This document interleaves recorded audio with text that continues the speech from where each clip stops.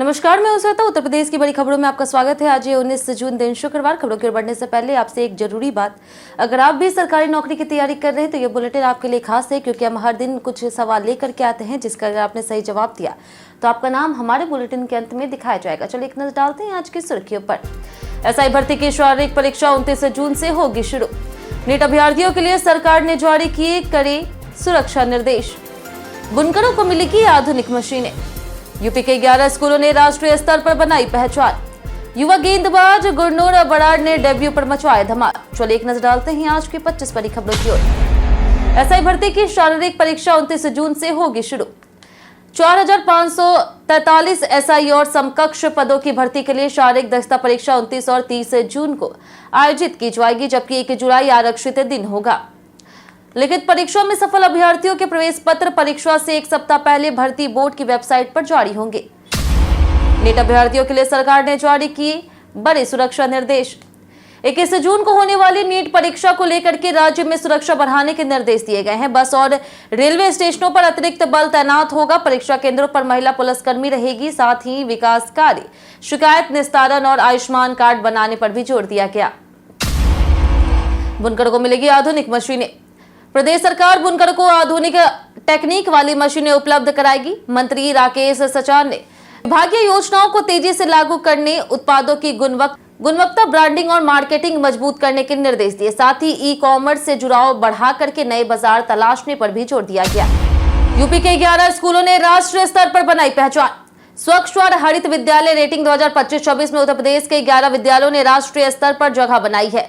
इसमें परिषदीय, कस्तूरबा गांधी विद्यालय और निजी स्कूल शामिल है। स्वच्छता, हरित परिसर और पर्यावरण संरक्षण के क्षेत्र में इन विद्यालयों ने उत्कृष्ट प्रदर्शन किया। यूपी की गौशालाएं बनेगी प्राकृतिक उत्पादों का सप्लाई सेंटर। प्रदेश में जहर मुक्त भोजन अभियान के तहत यूपी की गौशालाओं को प्राकृतिक खेती उत्पादों के सप्लाई सेंटर बनाया जाएगा।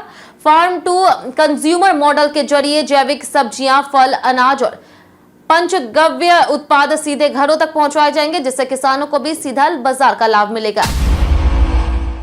भीषण गर्मी से यूपी में बिजली मांग ने बढ़ाई चिंता। भीषण गर्मी के कारण उत्तर प्रदेश में बिजली की मांग तेजी से बढ़ रही। सीईए के अनुसार 2026-27 में मांग 33,033 मेगावाट तक पहुंच सकती है, जिससे यूपी देश में दूसरे स्थान पर आ सकता है। विशेषज्ञों ने बढ़ते दबाव को देखते हुए बिजली नेटवर्क मजबूत करने की जरूरत बताई।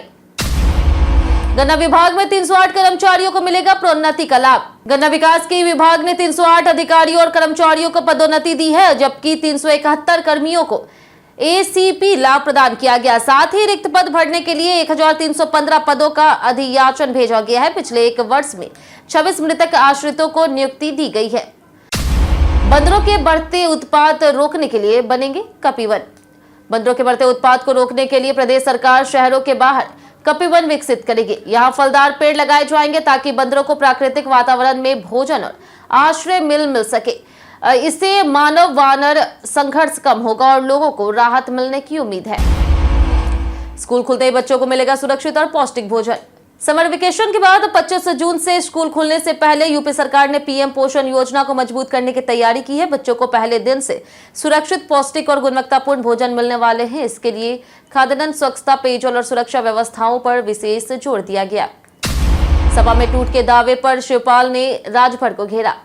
समाजवादी पार्टी में टूट के दावे पर शिवपाल यादव ने ओम प्रकाश राजभर पर तीखा हमला बोला है। उन्होंने राजभर को झूठा बताते हुए कहा कि सपा पूरी तरह एकजुट है। वहीं राजभर ने अपने दावे दोहराए, जबकि अखिलेश यादव ने भी उन पर पलटवार किया।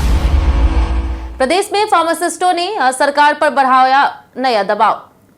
प्रदेश के फार्मासिस्टों ने केंद्र की तर्ज पर पदनाम और वेतनमान बदलने की मांग तेज कर दी है। स्वास्थ्य महानिदेशक को ज्ञापन सौंप करके फार्मेसी अधिकारी, सीनियर फार्मेसी अधिकारी और मुख्य फार्मेसी अधिकारी पदनाम लागू करने की मांग की गई है। शासन को प्रस्ताव भेजने का आश्वासन दिया गया। एसजीपीजीआई में 87 नए डॉक्टरों की नियुक्ति से मरीजों को राहत।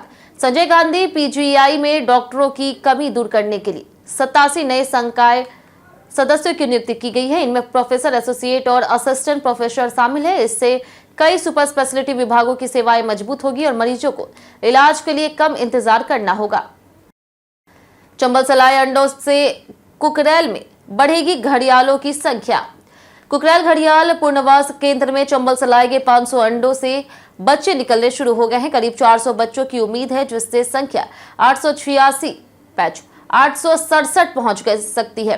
केंद्र घड़ियालों के संरक्षण और उनकी मृत्यु दर कम करने के लिए वर्षों से काम कर रहा है। छापेमारी के दौरान अधिकारियों को दिखाना होगा पहचान पत्र।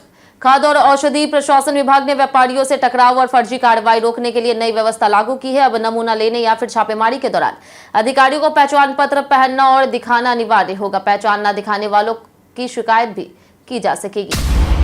जानिए आज कैसा रहेगा यूपी के मौसम का मिजाज।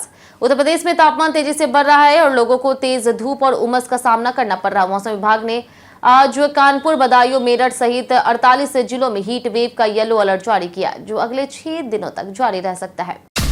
आज अयोध्या में रामायण वैक्स म्यूजियम का होगा उद्घाटन। अयोध्या में सीएम योगी आदित्यनाथ आज रामायण वैक्स म्यूजियम का लोकार्पण करेंगे, जिसमें रामायण के 25 से अधिक पात्रों की मोम प्रतिमाएं होंगी। साथ ही नया जोनल कार्यालय भी शुरू होगा। यह परियोजना आस्था, कला और पर्यटन का संगम बनकर अयोध्या के विकास को नया आयाम देगी। यूपी में तीसरे मोर्चे की चर्चा हुई तेज।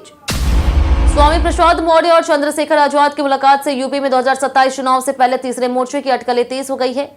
एआईएमआईएम के ओवैसी भी गठबंधन के संकेत दे चुके हैं। छोटे दलों को जोड़ करके एनडीए और इंडिया गठबंधन के विकल्प की संभावना पर चर्चा बढ़ी। उन्नाव में सीएम योगी ने विकास योजनाओं की घोषणा। मुख्यमंत्री योगी आदित्यनाथ ने उन्नाव में 570 करोड़ की परियोजनाओं का लोकार्पण किया है और कांग्रेस सपा पर माफिया राज का आरोप लगाया। उन्होंने कहा कि पहले की सरकारें परिवारवाद तक सीमित थी, जबकि अब विकास तेज है। डिफेंस कॉरिडोर, रैपिड रेल, रोजगार योजनाओं से उन्नाव को नई दिशा मिलने का दावा किया गया। यूपीएससी मुख्यालय पर फार्मासिस्ट अभ्यर्थियों का प्रदर्शन। उत्तर प्रदेश अधीनस्थ सेवा आयोग मुख्यालय पर 200 से अधिक होम्योपैथिक फार्मासिस्ट अभ्यर्थियों ने 397 पदों की भर्ती का अंतिम परिणाम जारी न होने पर शांतिपूर्ण प्रदर्शन किया। परीक्षा फरवरी 2025 में हुई थी। दस्तावेज सत्यापन सितंबर 2025 में, फिर भी 9 माह से परिणाम लंबित है। वाराणसी कैंट स्टेशन पर स्टिंग ऑपरेशन से हुआ खुलासा। वाराणसी कैंट रेलवे स्टेशन पर स्टिंग ऑपरेशन में 3 खानपान स्टॉलों पर अधिक कीमत वसूली पकड़ी गई है। आइसक्रीम और पानी निर्धारित दर से ज्यादा में बेचे गए। रेलवे प्रशासन ने जुर्माना लगाने की तैयारी की है और भविष्य में भी ऐसी कार्रवाई जारी रहने की बात कही। बलिया कार्यक्रम में पवन सिंह, रवि किशन पर बवाल। उत्तर प्रदेश के बलिया में पवन सिंह और सांसद रवि किशन के कार्यक्रम के दौरान फैंस बेकाबू हो गए। भीड़ को नियंत्रित करने के लिए पुलिस ने लाठीचार्ज किया। कई लोग घायल हुए। एक युवक का सिर फटा। वहीं कार्यक्रम में 3 बार हंगामा हुआ और 200 से अधिक कुर्सियां भी टूट गई। एलडीए जनता अदालत में जमीन विवादों की आई शिकायतें। लखनऊ विकास प्राधिकरण की जनता अदालत में कई शिकायतें सामने आई है। लोगों ने अतिक्रमण, फर्जी दस्तावेज, गलत रजिस्ट्री और अवैध कब्जे के आरोप लगाए। एक नेत्रहीन व्यक्ति ने बताया कि 24 साल किस्त भरने के बाद भी प्लॉट पर स्कूल बन गया है। कई मामलों में कार्रवाई की मांग की गई। लखनऊ में 72 फ्लैट विवाद में बढ़ा बवाल। लखनऊ में एलडीए द्वारा 72 गरीबों को दिए गए फ्लैटों को सिंचाई विभाग ने अपनी जमीन पर अवैध बताते हुए नोटिस चिपकाया है और खाली कराने की चेतावनी दी। इससे विवाद बढ़ गया। पहले ये जमीन माफिया मुख्तार से मुक्त कराई गई थी और मुख्यमंत्री ने आवंटन किया था। अधिकारियों में टकराव जारी है। युवा गेंदबाज गुरनूर बराड़ ने डेब्यू पर मचाया धमाल। पंजाब के युवा तेज गेंदबाज गुरनूर बराड़ ने अफगानिस्तान के खिलाफ वनडे डेब्यू में शानदार प्रदर्शन करते हुए 3 विकेट लिए और दूसरे मैच में भी इतने ही विकेट चटकाए। उन्होंने डेलस्टेन को अपना आदर्श बताते हुए उनकी आक्रामक और निरंतर गेंदबाजी की सराहना की और कहा कि भारत के लिए खेलना उनके लिए गर्व की बात है। कई कारणों से दर्ज भारत के इतिहास में आज की तारीख 1871 में माधवराव स्प्रे का जन्म हुआ, जो हिंदी में उनायक चिंतक और स्वतंत्रता सेनानी थे। 1970 में राहुल गांधी का जन्म हुआ, जो भारतीय नेता और सांसद है। 1981 में सुभाष मुखोपाध्याय का निधन हुआ, जो टेस्ट ट्यूब बेबी के जनक थे। 2018 में वेणु माधव और 2021 में गुरु प्रसाद मोहापात्रा का निधन हुआ। आज के दिन विश्व एथनिक दिवस भी मनाया जाता है। हम प्रतिदिन आपसे 5 ऐसे जरूरी सवाल उसके जवाब बताएंगे जो कि यूपीपीएससी जैसे अन्य प्रतियोगी परीक्षाओं में काम आएंगे। सवाल इतिहास, यूपी स्पेशल, विज्ञान, करंट अफेयर्स और भूगोल से रहेंगे। पूछे गए 5 सवाल में आपने कितना सही जवाब दिया हमें कमेंट करके जरूर बताएं। तो हमारा पहला सवाल है, बेगम हजरत महल को ब्रिटिश सेना की घेराबंदी की वजह से किस देश में शरण लेनी पड़ी थी? Option A Nepal, option B है बर्मा, ऑप्शन सी है चीन, ऑप्शन डी है थाईलैंड। इसका सही जवाब है ऑप्शन ए नेपाल। हमारा दूसरा सवाल है कि औरंगजेब के खिलाफ बुंदेलखंड में विद्रोह की शुरुआत किस शासक ने की थी? Option A Veer Chhatrasal, option B Peshwa Bajirao, option C Ali Mohammad, option D Shah Alam. इसका सही जवाब है ऑप्शन है वीर छत्रसाल। हमारा तीसरा सवाल, सरफरोशी की तमन्ना अब हमारे दिल में है, इस गीत का संबंध किससे है? Option A Chandrashekhar Azad, option B है राम प्रसाद बिस्मिल, ऑप्शन सी है राजेंद्र लहिड़ी, ऑप्शन डी है बटुकेश्वर दत्त। इसका सही जवाब है ऑप्शन बी राम प्रसाद बिस्मिल। हमारा चौथा सवाल, इनमें से कौन सी नदी उत्तर प्रदेश में नहीं बहती? ऑप्शन ए है कर्मनासा, ऑप्शन बी है चंद्रप्रभा, ऑप्शन सी है बेलम, ऑप्शन डी है नर्मदा। इसका सही जवाब है ऑप्शन डी नर्मदा। हमारा आखिरी सवाल है, उत्तर प्रदेश राज्य के किस मैदानी जनपद में सर्वाधिक कम वर्षा होती है? Option A Allahabad, option B Mathura, option C Deoria, option D है बलिया। इसका सही जवाब है ऑप्शन बी मथुरा। इसी के साथ बढ़ते आज के सवाल की। आज का सवाल है, क्या आप आने वाले चुनाव में बदलाव चाहते हैं या फिर मौजूदा व्यवस्था से संतुष्ट हैं? आप अपना जवाब हमें हमारे कमेंट सेक्शन में लिखकर जरूर बताएं। आज के लिए इतना ही। उत्तर प्रदेश के तमाम खबरों के साथ बने रहने के लिए देखते रहे डेली यूपी और साथ ही यूट्यूब चैनल पर देखें, चैनल को सब्सक्राइब कर दें और अगर आप फेसबुक पेज पर देखें तो लाइक और फॉलो जरूर करें।